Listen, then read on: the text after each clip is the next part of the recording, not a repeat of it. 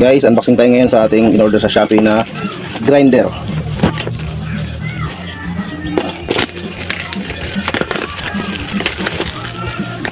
Ang tatak nito ay rim. Ito na siya guys.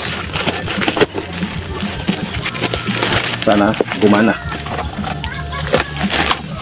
So, ito na ang ating in-order na angle grinder. So ito yung kanyang mga gamit. Ito.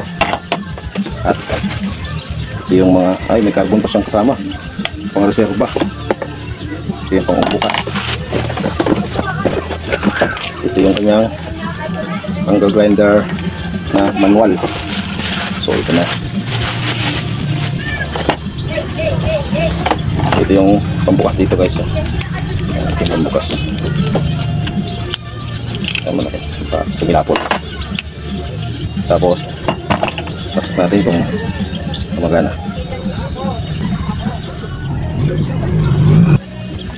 Okay na. Subukan kung gumagana. Open. Tapos yan guys. Pakita nyo guys.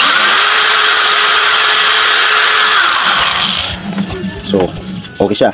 Yung in-order natin sa Shopee na angle grinder. Ang ganda nito guys ay madali siyang hawakan kasi nga maliit. Ayun o. Halos abot lang ng madaliri ko. Hindi kagaya ng iba na laking-laki yung hawak. Ito saktuhan lang, madali bigilan. So ayun. Ayos. Ang bili ko pala nito guys ay 440.